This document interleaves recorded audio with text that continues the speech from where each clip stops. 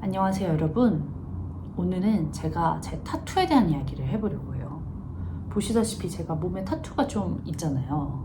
상당히 있는 편이거든요. 개수로는 30, 40개 정도 되는 것 같은데, 이게 어느 순간 이후부터는 세는 것이 더 이상 의미가 없고, 너무 그리고 많아서 자잘한 것도 너무 많고, 이게 세다가 포기하는 지경에 이르렀고, 누가 물어보지도 않아서 세보질 않았어요. 하여간 한 30개에서 40개 그 정도 되는 것 같아요. 제가 타투를 언제 처음 시작했냐면 2011년도더라고요. 그때 제가 대학생이었는데 정말 친한 친구가 있었어요. 베프가. 그 친구가 원래 걔는 굉장히 고등학교 때부터 좀 예술적인 친구였어요. 생각하는 게 남다르고, 그리고 굉장히 주관이 그때부터도 강하고, 그 친구가 어느 날 타투를 하고 나타난 거예요. 근데 타투가 르네 마그리트 그림에 등장하는 그 중절모 모자 아세요? 그게 되게 많이 등장하는데, 그걸 라인으로 따가지고 등에다가 새기고 온 거예요. 조그만하게. 그게 굉장히 신선했어요. 그 전까지 타투가 뭐 야쿠자스러운 그런 거, 아니면 별, 뭐 다이아몬드, 뭐 이런 거밖에 잘 없었던 때예요, 그 당시는. 근데 이렇게 세련되고 독특하고 독창적인 그런 타투가 있다니, 심지어 내가 요청을 해서 그 디자인을 받는 거라니, 이게 굉장히 신선했어요, 그 당시에. 그래서 나도 하고 싶은데, 그때 저는 너무너무 평범한 친구였기 때문에, 그러니까 진짜 모범생으로밖에 안 살았거든요. 그냥 계속 공부하고 엄마 말씀 잘 듣고 학교 열심히 나가고 뭐 이랬기 때문에 그 타투가 저한테는 너무너무 일탈로 여겨진 거예요. 그래서 나도 하고 싶다. 나도 이 평범한 일상에서 벗어나고 싶다. 그 생각으로 처음 타투를 하게 됩니다. 첫 타투가 뭐였냐면 에펠탑이었어요. 에펠탑을 왜 하게 됐냐? 제가 파리에 살아본 적도 없고 파리를 좋아하지도 않았고 파리를 가본 적도 없는데, 진짜 생각이 없었던 거죠. 그 당시 제 아이패드 배경화면이 에펠탑이었어요. 아이패드 배경화면은 또 왜 에펠탑이었는지 그것도 기억이 나지 않습니다. 제가 그만큼 굉장히 그냥 보통의 평범한 여대생이었어요. 그래서 그렇게 에펠탑을 새기고 나서 뭔가 제가 되게 특별해진 사람이 같은 느낌이 드는 거예요.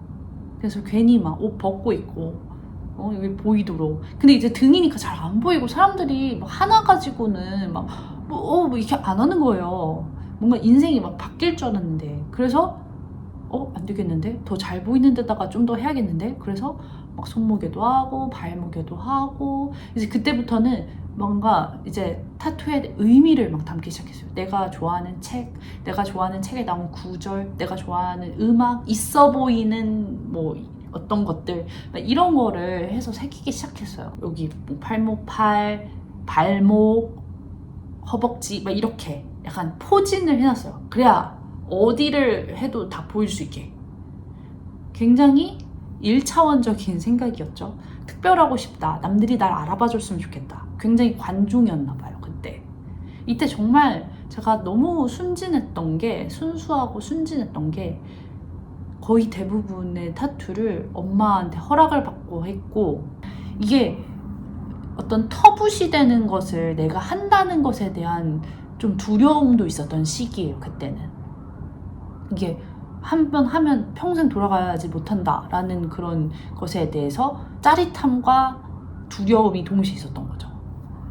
그러다가 이제 한 5-6개 정도를 온 몸에 걸쳐서 여러 부위에 이제 터뜨리고 나서 조금 이제 해소가 됩니다. 그러고 나서 저는 이제 취직도 했고, 그리고 좀 중단을 하게 돼요. 근데 제가 되게 겁이 많고 소심해서 이 타투를 해놓고서는 회사에서는 타투한 거를 들키고 싶지 않은 거예요. 그러면 안 되는 줄 알았어요. 그래서 타투한 걸 다 숨기고 다닙니다. 근데 그때 또 시대가 좀 그랬어요. 2014년, 15년 이쯤이었는데, 그때는 막 타투한 거 제가 막 다 가리고 꽁꽁 숨기고 다니는데도 보였나 봐요. 그래서 막 선배들이 너 타투 있네? 이렇게 하면 뭐 어떤 선배는 좀 껌 좀 씹었나 보네 뭐 이런 선배들도 있고, 그 멘트 자체가 굉장히 올드하잖아요. 근데 그거에 대해서 그냥 좀 씹었어요 이렇게 해도 되는데, 그럴 만한 깡이 없었어요 그때는. 되게 그게 뭔가 치명타인 것 같고, 그래서 막 다 꽁꽁 숨기고 다니고, 심지어 하나는 막 지우기까지 했어요. 지우고 있다가 어느 날 이제 제가 또 그래도 한 2년 이렇게 회사 생활을 하다 보니까 그래도 좀 편해진 선배도 있고, 회사에 내에서 조금 그래도 긴장을 늦추게 된 시기였는데, 한 선배가 자기도 타투 하고 싶다는 거예요. 그래서 같이 가서 하자. 그때가 이제 제 타투 2기라고 할 수 있을 것 같아요. 그때 공교롭게도 제 인생에서 첫 사춘기가 왔었어요. 제가 굉장히 모범생으로만 살아왔다고 했잖아요.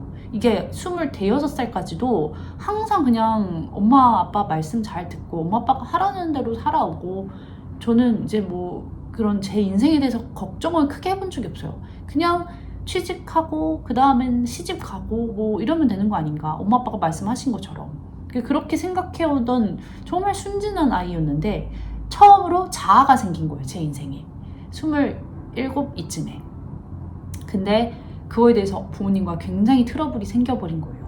그러니까 원래 이제 꾹꾹 참다가 터지면 그게 더 크게 터지잖아요. 그때 제 첫 사춘기가 진짜 크게 터져버린 거예요.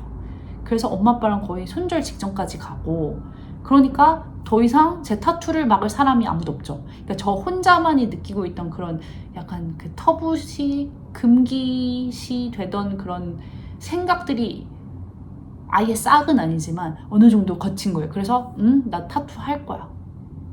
나 타투 심지어 남들보다 굉장히 많이 할 거야. 누구나 내가 타투가 있다라는 걸 알아볼 수 있게 할 거야. 그러니까 1기는 내가 조금 있고 나는 조금 특별해였다면, 2기로 넘어가면 진짜 나는 특별한 사람이야 를 막 소리치는 시기였던 것 같아요. 그래서 진짜 빨리 하고, 그 밈 중에 왜 타투를 지금 받고 있으면서 다음 타투는 뭘까라고 이렇게 생각하는 그 짤이 있어요. 그게 딱 저였어요. 막 한 번에 2-3개씩 받고, 오늘 받고 3주 후에 또 받고, 막 계속 늘려가는 거죠. 그리고 또 타투도 막 예쁜 거 뭐 이런 게 아니라 진짜 특이한 거를, 나밖에 못하는 거를 막 하고 싶은 거예요. 그래서 그 시기에 굉장히 막 독창적인 것들을 막 많이 고민했고, 길거리 지나는데 이거 타투 할까? 저거 타투 할까? 막 계속 그렇게 다녔어요. 그렇게 또 한 차례 타투를 겁나 받다가 제가 발리로 떠났어요. 발리로 떠나면서 이제 서핑을 하고 뭐 이러면서 이제 어느 정도 소강 상태가 됐죠. 그래서 더 이상 타투에 대한 생각이 없었죠. 그랬다가 또 3기가 찾아옵니다. 3기는 제가 그때 그 폐기구의 영향을 많이 받은 것 같아요. 폐기구가 막 이제 그때 막 떴거든요. 2018년 뭐 19년도 이쯤에 그 사람이 제 인스타에 뜬 거예요. 와, 근데 이제 그렇게 작은 타투들을 이렇게 막 해놓은 사람들을 보니까, 야, 이거는 진짜 어나더 레벨이다. 이거는 진짜 거의 그냥 다 덮은 거라고 볼 수 있잖아요. 그렇게 나도 덮고 싶다는 생각이 드는 거예요. 근데 그때 코로나가 얼마 후에 터졌잖아요. 2020년도에. 그래서 제가 베트남에 갇히고 맙니다. 그래서 타투를 한동안 못하게 돼요. 코로나 동안 이 억눌려 있었거든요. 제가 베트남에 2년인가를 갇혀 있었어요. 근데 베트남이 한때 락다운을 굉장히 심하게 한 적이 있어요. 4개월 정도 집 밖을 못 나가게 했었어요. 근데 그때 뭔가 그게 또 이제 욕구가 눌린 거죠. 그래서 코로나가 끝나고 한국에 갈 수 있게 되자마자 등을 채웠어요. 레이아웃도 막 제가 짜고. 그러고 나서 이제 또 팔을 채우고 싶은 거예요. 등에도 하고 팔에도 새기고, 그런 생각이 들었던 것 같아요. 아, 이거는 진짜 돌이킬 수 없는 강이다. 여기까지 갔으면 이제는 정말 돌이킬 수 없다. 그러니까 2기 때 부모님과의 어떤 손절 비스무리한 사건도 있었고, 그러면서 나는 이제 이거를 터트릴 거야. 완전히 발산되진 않았던 것 같아요. 왜냐면 나이도 제가 어렸고 내면적으로 성숙이 덜 돼 있기도 했고, 그게 그렇게 했지만 역시나 계속 마음에 부모님이 걸리고, 어떤 이 한국이라는 사회가 타투에 그렇게 관대하지 않잖아요. 그런 것도 좀 걸리고 그랬는데, 이 타투들을 진짜 이렇게 부위별로 채우는 그 시점에서는 나는 이제 이 모든 시선으로부터 자유로워질 거야 라는 생각이 있었던 것 같아요. 자유에 대한 갈망이 제가 진짜 컸던 것 같아요. 타투는 저에게 있어서 그런 도구로서 계속 쓰여온 거죠. 그래서 뭔가 이걸 덮고 나서 난 진짜 자유로운 사람이 될 거야, 자유로운 사람이 되었어 라는 생각을 했었는데, 사실 그게 되게 맞물려서 오는 거잖아요. 자유롭기 때문에 타투를 이렇게 할 수 있는 거기도 하고, 이렇게 타투를 덮음으로써 내가 그 자유를 갖게 되는 것도 있잖아요. 왜냐면 이렇게 타투를 덮고 나서 내가 FM적으로 딱딱딱딱 정석대로 가는 삶을 사는 게 우리나라에서는 불가능하다고 생각했어요. 그러니까 저에게 있어서 다짐 같은 거죠. 맹세. 제가 뭔가 이렇게 흔들릴 때 저를 붙잡아준 그런 역할로서도 했던 것 같아요. 내가 나만의 길을 가고 싶다 했는데, 그래도 이렇게 사회에 정착해야 되지 않을까? 라는 생각이 들 때 어떤 나를 붙잡아주는 계기? 그런 것들로서 사용을 했던 것 같은데, 지금은 제가 감히 그것을 해탈한, 초월한 시기라고 생각하거든요. 그러니까 더 이상 저에게 타투는 그 어떤 역할도 하지 못해요.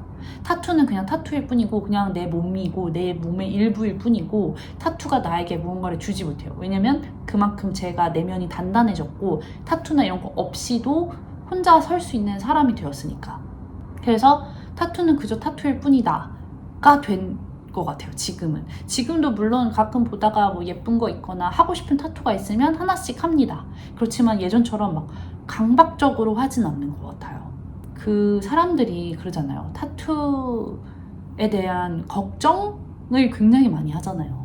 타투한 사람들은 평생 자기가 양아치가 아님을 증명하면서 살아야 된다, 이런 말도 하고, 나중에 후회한다, 늙어서 뭐 주름져서 뭐 마음에 안 들어서 후회한다, 이런 얘기들을 하잖아요. 그 말에 흔들릴 것 같으면 타투를 하면 안 된다고 생각하는데, 그렇게 타투에 너무 많은 의미를 부여할 필요가 없는 것 같아요. 타투는 그냥 타투일 뿐이에요. 타투를 했다고 그 사람이 어떻게 되는 게 아니더라고요. 그냥 타투는 타투예요, 진짜. 타투를 했다고 갑자기 이 사람한테 뭔가 낙인을 딱 찍어버리는 그 문화가 진짜 이상한 것 같아요. 타투를 했으면 모두 다 양아치다? 내 인생 데이터에 따르면 그렇더라. 저는 그런 편협한 사고를 가진 사람들이랑은 일단 애초에 만나고 싶지 않아요. 그러니까 그 말은 저에게 타격이 하나도 없고요. 나중에 후회한다? 후회할 수도 있죠.